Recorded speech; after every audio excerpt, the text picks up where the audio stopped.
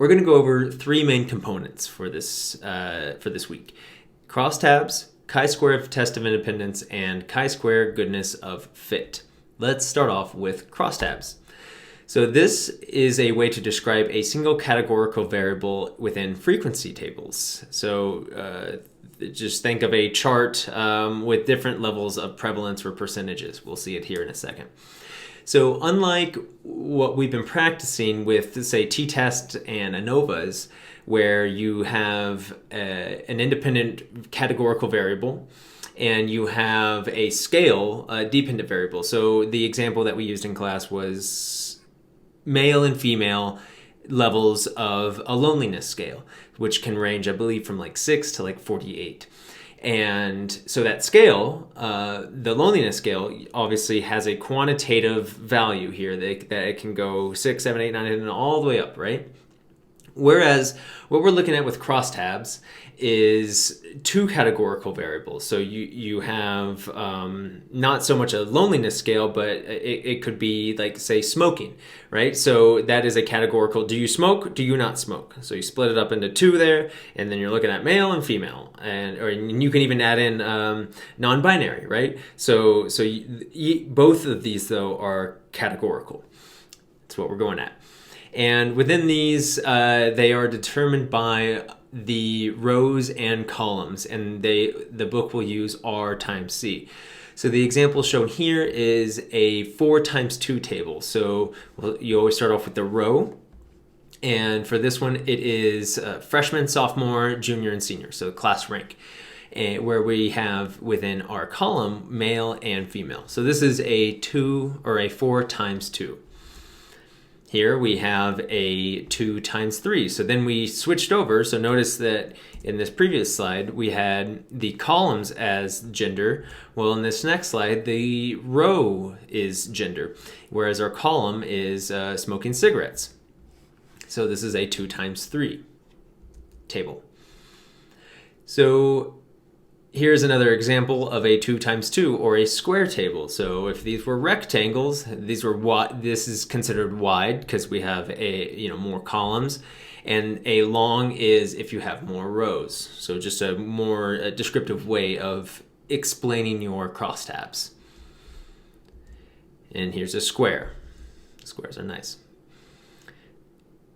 And within each of these rows and columns, each cell would have just a different number within them. So this is an example of just showing, from the first row to the second row, A, B, C, D. You obviously can find the total rows as well. So what is A plus B, and that would be in that next column, as well as within you include or you sum the columns to get the column total and put it at the most bottom row. And within that, you can find even the total of the totals. So this is just kind of like, again, just like a multiplication. I shouldn't say multiplication. This is more of an addition table, I guess. Just to find the total of all of your participants within your data set. And these can be placed into percentages as well. So if you wanted to find the percentage for A, you would take A divided by the sum of A plus B. So you're just finding the total here, and then you're dividing it from whichever cell that you are choosing from. So this is basically the crosstab that I want you to know about, and it's good to include. It provides just a visual context that is still objective in showing all the numbers associated with your participants in a study. So within those prevalences, we call it, that is a p hat is what we'll use for that.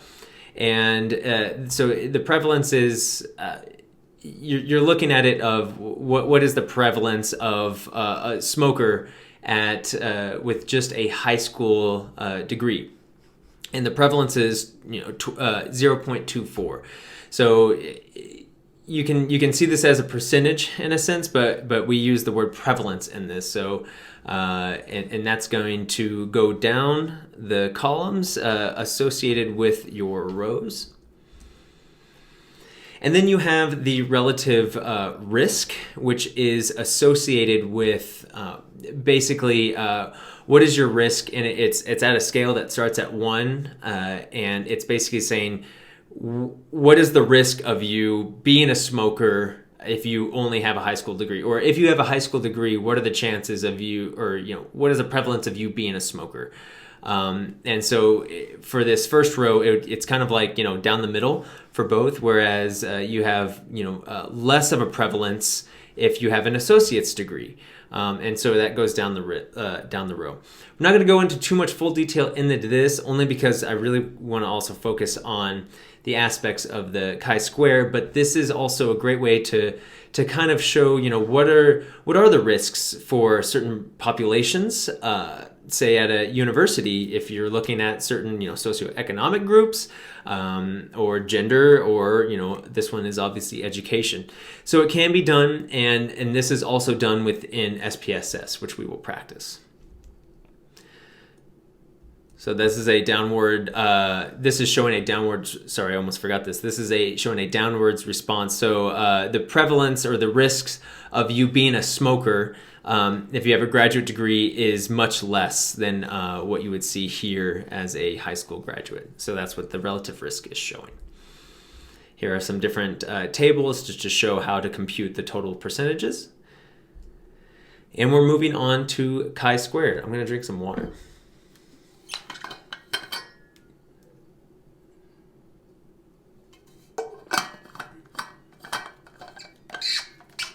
Okay, so you looked up the prevalences of individuals through your crosstabs.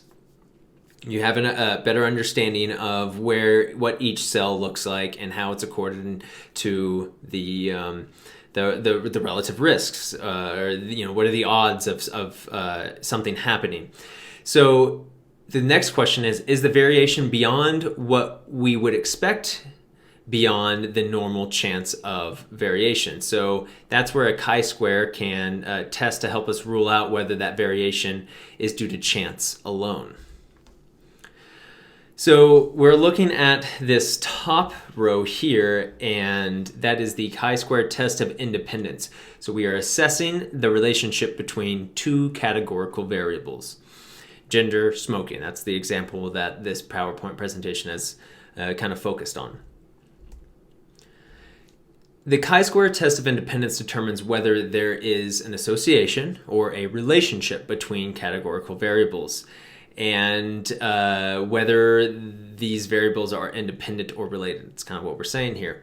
So this is non-parametric. So we're not using this nice normal bell curve, because that bell curve really is associated with the scale. We've used it so much, so maybe kind of remove that whole idea of a bell curve for the idea of these chi-square tests. So these are called also chi-square tests of associations, and it uses the crosstabs to help arrange the data. Within this, it only compares categorical variables. You got to make sure for that. It cannot make comparisons between the continuous. Again, we can't use a continuous scale for any variable. And it only assesses the associations between them. And it doesn't provide any inferences about causation. So it's going into just greater detail and sifting through your descriptives a lot more, because if you're able to do a chi-square and a crosstab, then rather than just simple descriptives, then you just get a better understanding and investigation idea of your data set. So if your categorical variables represent a pre-test and post-test observations, then a chi-square test of independence is not appropriate. So this is not showing any. This is referring to this idea of causation, like. We can't make any inferences from a pre-post based on this data set from a chi-square. So if you were to put this in your project, for instance, maybe let's just take this smoking and gender. Yes, you could put it in your results. You can also put it within, say, the conclusion, because you're kind of giving an overall summary. Like maybe you didn't find any statistical, significance in, say, another, using a loneliness scale and smoking. And but you can still provide some context about your data set. So again, your data set must be categorical, and it provides it in frequency counts, so the number, the n of each row and column. And the independence of observations, there is no relationship between the subjects in each group, and there's no paired. So again, no pre-post, and it needs to have at least one cell. There needs to be one in at least all the cells, and the expected frequency should be at least 5 for the majority of the cells. So in other words, we need to have a good number in each of those cells, more than 5. When you have a chi-square, and what you need within your data requirements is to have an expected number. So that is usually based on population or theoretical data. So what if you're looking at, say, smokers on a college campus, what is the overall prevalence of smokers on campus? So so that way you can actually compare your data to say a bigger set, which is again not fully known. It's always changing, and it's basically impossible to actually get an exact number at any point in time. So what you need at minimum is 2 categorical variables. So right here we have smoking and gender. Okay, so those were our R's and C's here. And you do need to have raw data in order to get numbers into each of those cells. The format will determine how to proceed with running a chi-square test of independence. So you need that. Just reading over my notes because I don't want to miss anything. So we can do a hypothesis test along with these chi-squares, which you will probably do maybe for some of your information on your research questions for your project. So as usual, we state the problem, the null and alternative hypothesis. We test we calculate the test statistic, the p-value. We interpret that p-value.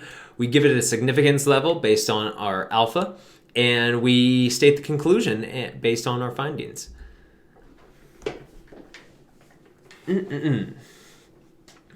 Okay, so when we state the problem, here are our 3 options. One, is there an association between gender and smoking behavior? Again, we're just looking at associations. We can't make any inferences. We're just making associations. And we could also ask it like as in 2, are females more likely to be smokers than males? Or 3, is the proportion of females that smoke the same as the proportion of males? So different ways you can say it. I should have put like a little note here like, hey, look at these, because this will help you determine your research questions. Okay, so here is an example of a null hypothesis. There is no significant association between gender and smoking behavior, whereas our alternative hypothesis is there is a significant association between gender and smoking behavior. So we'll come back to this, is there a significant association between the two? All right, we will do this in class, but if you want to get started early, let's give it a shot. So we have a data set. So we need to open up smoke, and let's guide through what we can do. That rhymed. Okay, it says smoke and gender. It should be the same thing. Do not worry. Your file will be correct. If it isn't, we'll fix it. All right, delete the backup. Okay, so first off, what we want to do if we want to see this visually is we go to Graphs and we go to Chart Builder. Let's go ahead and hit OK. And then from here, let's see if I can go right here. I want to make sure I follow everything. We're going to take this bar graph. So the bar graph's right here. So I'm going to switch over. We want this one, and we're going to drag it in here. And then we are going to put smoker into x-axis, and then we are going to put sex into this chart up here. We're not going to put it under the count. That's where I've made a mistake a lot, is I always forget about this little corner up here. And so this will basically help divide how the smokers are going to be divided. So then let's just make sure that we're not missing anything. Okay, yep, we're about to get there. Let's see if we get this exact thing. We hit OK. Everything pops up. Scroll down. Voila, there it is. All right. So next, what we want to do is go to Analyze, Descriptive Statistics, Frequencies. Let's go ahead and just put both in here. This one and this one. As always, I always just do this. I just, mean is not really gonna, we're not looking at a scale here. So central tendency is not really gonna be needed. None of this, you know what? And I already know what we're gonna do. We're gonna hit OK. So let's just go ahead and move forward, shall we? Okay, let's make sure that I don't miss anything within this. All right, so here's our frequency table. Let's just make sure we go back to our findings. Okay, so we have from here, let's see our frequency, our percentage, our valid percent, and our cumulative percent. So what this is saying is that there are 85 smokers and there are 351 non-smokers. So 80% of people are non-smokers, whereas 19% is not. And it says missing here. Interesting. We have some missing data. That's important to note because I did not recognize there's missing data. So let's go ahead and find that. And I got a text message. If I scroll all the way down, oh, there it is. There's one right there. That's good to know. So this is a good learning moment, teachable moment, if I may, in that when you have an incomplete data set like that, there's different ways that you can go about it. One, it's kind of like the strict rule if you really want to just be very concise with everything is sometimes just removing a data set when there's missing data, because it kind of just it can skew it. And other ways that I've seen is that you can actually kind of find the average, like what's kind of most common, what would likely be in this, and there's like an autofill that can be done in SPSS. We're not going to do that for this course. So just showing that missing data aspect. So let's go back to it. All right, and then this shows based on, it says sex here, and we have a frequency of 185 males to 254 females. So we're just able to get more information. So when we're looking at so that was what we're finding out with the crosstabs. Excuse me. How embarrassing. All right. Just drop the phone. All right, so now we're looking at the chi-square test of independence, and this is noted by a fancy X, and we're looking at it's a chi or chi for no one, for a lot of people actually. What am I thinking culturally? There we go. Okay, so let's look at first off the crosstabs for looking at this. What we just did before is the descriptives and frequencies. We're getting a better sense visually of what our data set looks like and how different it is. So just want to reiterate, having this chart, super nice. You can also adjust this, which I wouldn't mind doing in class because I think that would be fun and important to do for future projects. So what we have here is clearly, not a lot of smokers. Remember 80%, this is 80% right here. Versus that 19.4 should be 20%, but we had that one missing value. Maybe there's more, didn't see. Okay, so now we want to go to crosstabs. Let's do our fun crosstabs. So if you go to, let's see, descriptives and crosstabs, we are going to put within the rows, let's put in sex, and then for the column, we put in smoker. All right, and let's roll that over here. Let's go to statistics, hit the chi-square. Let's do phi and Kramer's V. Hit continue. Okay, let's make sure that we're staying on track. We hit statistics, chi-square, yep. All right, moving forward. Let's go to cells. All righty, go to cells. And, I need to make sure I get that right. There we go. We hit observed. We want the percentages for the row. We can do the column if we want. Let's just do row for now. Adjusted standardized. And hit continue.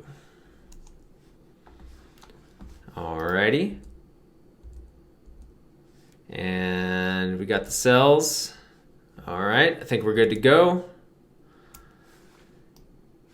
Let's just see what format says. Ascending, okay, yep, that's fine. Style, our style is cool. And we're good to go. So what we have here, let's look. So we have our total in of 436. We have males and females. We have the counts of 151 non-smoker males and 200 non-smoker females. And this provides our percentage. There's our 80%, and here's our 19.5. Oh, 19.5, a little different. And then we have the cumulative percentage for all of those. We scroll down. Okay, for chi-square, let's start off by looking at our, we have our chi-square of association. These are all pretty high numbers, just looking right off the bat. And under continuity correction, so this 0.337 with an association of a level p-value of 0.562. Excuse me, something in my mouth. That is showing that there is no association between sex and smoking. All right, and we go down to the symmetric measures, and this is calculating our effect size. So basically anything higher, so this can range from 0 to 1. So if it's closer to 1, then there's going to be higher levels or a stronger association between our two variables. So sex and smoking. I'm like, why is this one sex, but we've been using gender? And so I apologize. I'm just realizing that right now.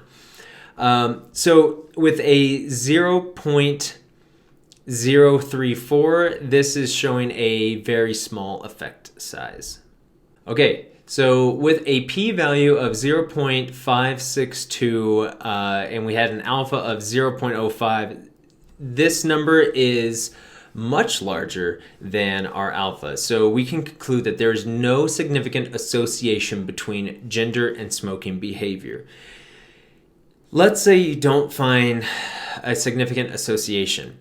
That's still good data to provide, right? So if you're able, within your research questions that you have, two categorical variables, look for any association. It just helps paint a better picture of your data set. So here is an example of how we would write these results, and I'll put a note here just so you can always refer back to it of how you would put this within your research paper. And this is just providing the effect size. All right, so we did a chi-square test of independence. Within that chi-square test, we also did that cross-tabs. So now let's do a chi-square goodness of fit test. So the chi-square goodness of fit test is used to compare the proportion of cases from a sample to a known or hypothesized population. Again, this is a non-parametric test. You need one categorical variable with two or more categories within those. So we're going to use the same data set that we just had that we can still do. So a specific or a hypothesis proportion against which you will test. So let's just give an example, within the NCHA project is that you can look at the prevalences of whatever variables you're associating with, and you can look at it using the national NCHA data. So we need to, as usual, state the problem, the null and alternative hypothesis, the test statistic, the p-value and interpretation, the significance level with the alpha, and then you state the conclusion. So, what is our problem? Is there a difference in the proportion of smokers in a current sample when compared to the proportion of smokers in a nationwide study? Let's see if I can infuse that NCHA aspect into this, to relate to your project. Is there a difference in the proportion of smokers at UNC compared to the proportion of smokers nationwide among college campuses? But we should put an asterisk there saying, to those who completed an NCHA survey. However, we're just using that as a base. So our null hypothesis is saying that there is no significant difference in the proportion of smokers at UNC to the nationwide study. Whereas our alternative is that there is a significant difference in proportion. So is there a difference in these proportions? So let's look again at our sheet. So we're going to open up the same data set, and what we are going to do, let's just make sure that I get everything here. All right, so we are going to open up this data set again. We are going to build another graph. However, this time we are just going to look at a single bar. Boop. And we put smoker in there, and then we hit OK, and we should get this graph right here. And so we can hit OK. Sure enough, ours looks a little bit different. I'm just curious. Nope, can't drag it in. All right, let's do our frequencies.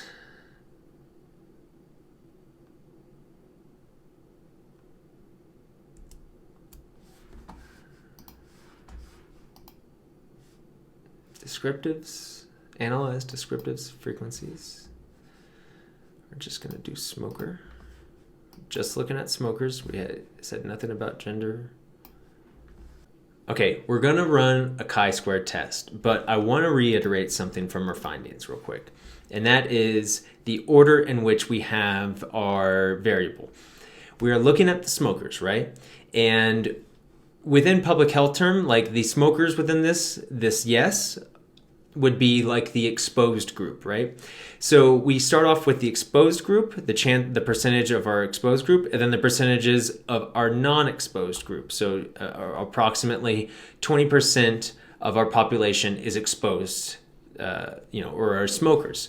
Okay, we start off with that, with yes, and then no.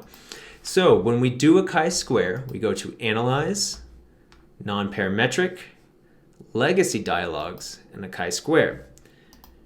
We put it in our test variable, which is the smokers, and then our expected value, that is our population that we are putting in based on whatever data set where you say we're using the national NCHA. We go to values and we start off with the exposed group first because we started off with the exposed group in our crosstab, and that's also what's going to help define this. So our exposed group nationally, based on what we find in this hypothetical study, is 20%. So 20% of the nation, college campuses, nationwide, 20% of the college campuses smoke. Whereas the non-exposed is going to be 80%. So exposed, non-exposed. That's how we're comparing these. Hit OK. And so what we have here is our observed, so our data set that's right here. We had 85 smokers on campus, 351 non-smokers. whereas it will compare the expected. So what the information that we put in is what are the chances of, or the proportion across the nation, and it looks at the differences of that and it tests for any association. And so this is the significance, the p-value, and it is at 0.792. So that's pretty high. Again, our alpha, we put it is at 0.05. So what do we conclude? We conclude that that there is no significant difference. So therefore, we would retain the null hypothesis in this. There's no significant difference in the proportion of smokers at UNC to the nationwide study. And I think that would be a fun little activity to do in class, take the NCHA data. Okay, so how would you write this? You would say a chi-square goodness of fit test indicates that there was no significant difference in the proportion of smokers at UNC compared to the nationwide study. And there's our effect size, and we're good.